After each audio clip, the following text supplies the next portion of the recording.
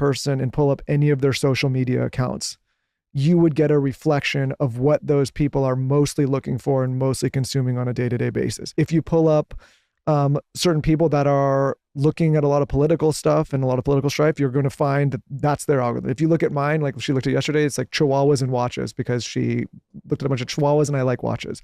But the point is as somebody who engages on these platforms, I understand the algorithm's not bad. The algorithm is just a reflection of what you as the individual are looking for regularly. But don't you think that that's life too? Your life algorithm is a reflection. Meaning the platforms are good at serving you what they think you want to see. So if it's negativity or arguments or stuff that makes you upset, it's going to. So I think the point I make is with our children, I'm going to be able to articulate and explain to them, if you look for this kind of thing, it's going to give you more of that thing. But for the average person that doesn't understand, why am I seeing all of this negative stuff online? It's because you are constantly engaging with that. Well, I have two things to say about that. First of all, it has to do with the society, and everything that you just described about our individual algorithms speaks to the fact that we've lost a sense of the commons. It's not a good thing that you're over here with your algorithms and you're over here with your algorithms and you're over here with your algorithms, even politically, and your algorithms say something completely different than my algorithms say. So that's not good news. It's not good news. You know, I've thought a lot about when the Oprah show was on and Jon Stewart was on every night. And it was almost like every day at 3:00, we had a town hall on human decency. Most of her shows were about something that had to do with human decency. And that night, millions of people were gathered for Jon Stewart. It was a humorous, but a really also intelligent take on the news. When I was young, we had major figures like Walter Cronkite. So the fact that everybody's algorithm is taking them to a separate place, I think is part of what's a problem, especially since everybody's so addicted to their tablet that even when we're not online, we're online. It's also the best way to reinforce your own bias. Exactly.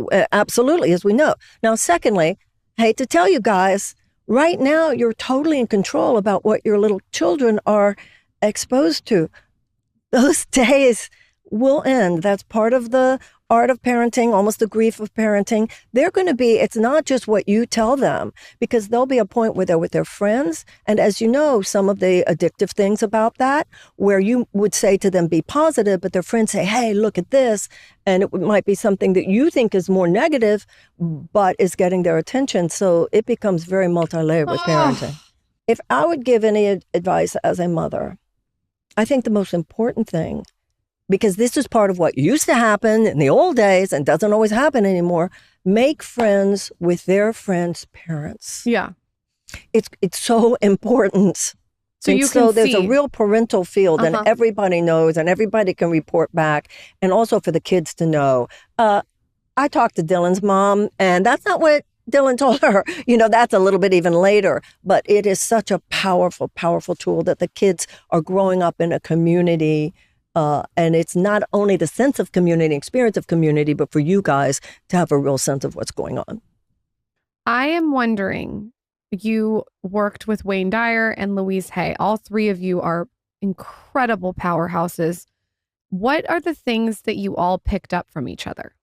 I don't think we thought in terms of picking up from each other. We knew that we were all doing the same kind of work. I think we enjoyed each other. So when you guys didn't think in terms of, I guess when you had conversations when there was no cameras or when there was no books, what was that like? The three of you. I mean, I just can imagine the energy in the room. I have to be careful what I say here also, because he was very cool and she was very cool. Same word, very different. He was just kind of cool. She was, but she softened when she got older. She really softened. I noticed that in the content. When I consume her younger, she does soften as she got older. And I would attribute it to, and you could tell me because you knew her, it's almost like she really forgave towards the end of her life. I didn't know her well enough to be able to say where it came from, but I knew her well enough to see that it was happening and that it happened. When you decided to write Return to Love, where did that come from? Oh, that was an interesting thing. There was a man named Jerry Jampolsky, and he wrote the first book on the Course in Miracles that was a popular version of it. It was called... Every mother had that in the 80s and 90s. They still have it. Love is Letting Go of Fear, right? It was a book called Love is Letting Go of Fear.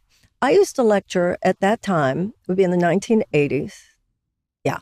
And I would speak in LA on Saturday morning, LA on Sunday night, LA on Tuesday night, and then between Tuesday and Saturday, I'd go to some other city. So that week I went to San Francisco. This is your manifestation question.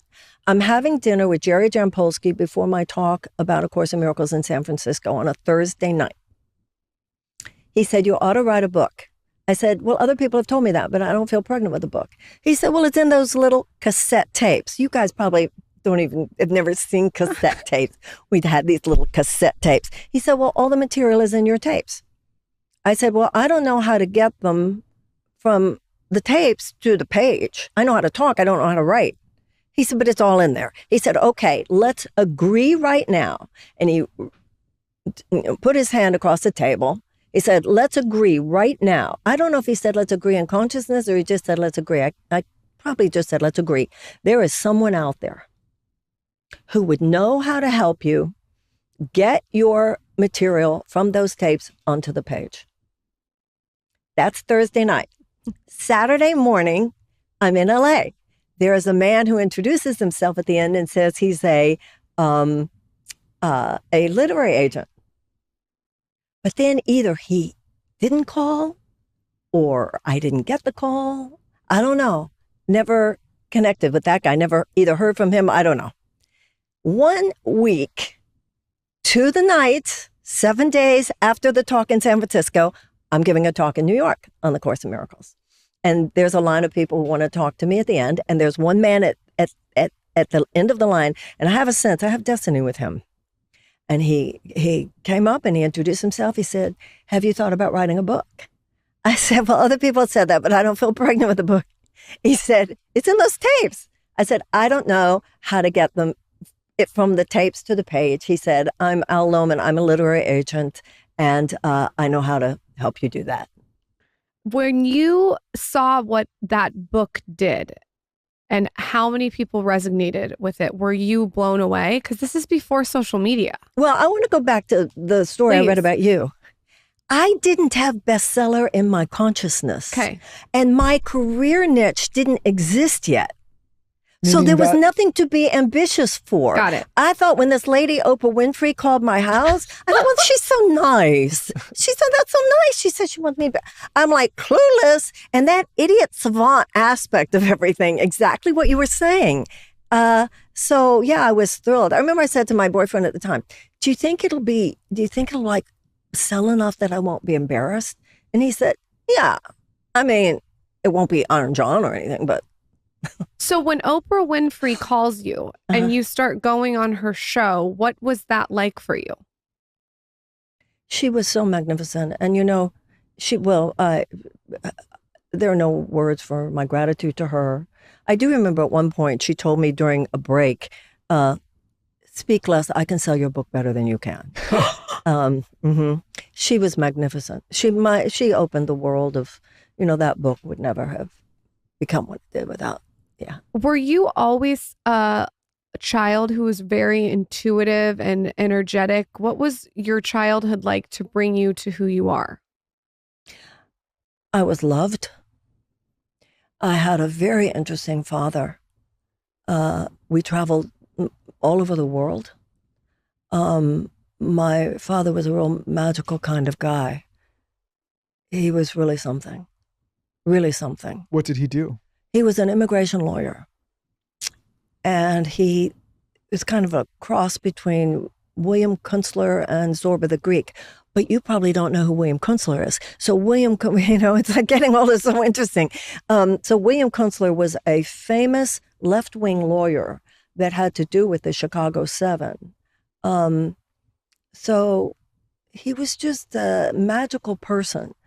And my mother was a very good, you know, I always feel when I say something like that now, I'm not giving my mother the credit for he couldn't have done all the things he did if she hadn't made it happen, you know? It goes back to what you were saying before. I didn't realize how lucky I was because that was just life then.